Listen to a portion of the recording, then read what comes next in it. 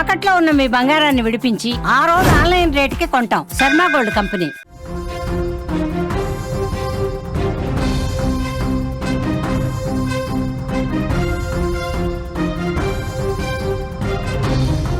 పాక్లో ఘనంగా గణేష్ నిమజ్జనం. కరాచీలో అట్టహాసంగా నిమజ్జనం వేడుక జరిగింది. ఆటోలో గణపతి విగ్రహం నిమజ్జనానికి తీసుకెళ్లారు.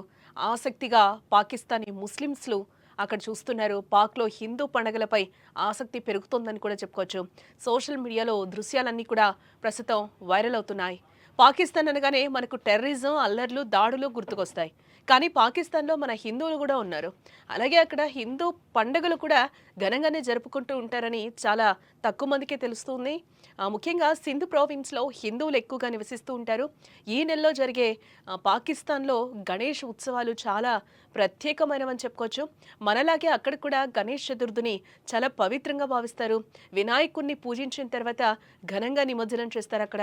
ఈ క్రమంలో కరాచీలో గణపతి నవరాత్రి ఉత్సవాలను అక్కడ హిందువులు అత్యంత వైభవంగా జరుపుకున్నారు. 9 రోజుల పాటు పూజలందుకున్న గణనాథుడికి వీడ్కోలు పలికారు. గణపతి బప్ప మోరియా అంటూ నినాదాలు చేస్తూ నిమజ్జనానికి తీసుకువెళ్లారు. వినాయకుడి ఊరేగింపులో భాగంగా గణపతి విగ్రహాన్ని ఆటోలో తీసుకెళ్తూ ఉండగా స్థానిక ముస్లింలు చాలా ఆసక్తిగా చూస్తున్న దృశ్యాలు ఇప్పుడు సోషల్ మీడియాలో వైరల్ అవుతున్నాయి. వారు ఆ విగ్రహాన్ని ఆశ్చర్యంతో చూస్తున్నట్టుగా తమ మొబైల్ ఫోన్లలో వీడియోలు రికార్డ్ చేస్తున్నట్టుగా కూడా కనిపించారు. ఈ విజువల్స్ చూసి చాలా మంది మత సామరస్యానికి ఇది నిదర్శనం అంటూ కూడా కామెంట్స్ చేస్తున్నారు. పాకిస్తాన్లో హిందువులు ఇలాంటి పండుగలు జరుపుకోవడం అరుదుగా చూస్తాం. అందుకే ఈ దృశ్యాలు ఇంతగా వైరల్ అవుతున్నాయని కూడా చెప్పుకోవచ్చు. ఇటు పాకిస్తాన్లో హిందువులు ఉన్నప్పటికీ వారు మైనార్టీలు. అక్కడ వారికి అనేక సమస్యలు ఎదురవుతూ ఉంటాయి. అయినా వారు తమ సంస్కృతి సంప్రదాయాలను కాపాడుకుంటూ పండుగలను జరుపుకుంటున్నారు.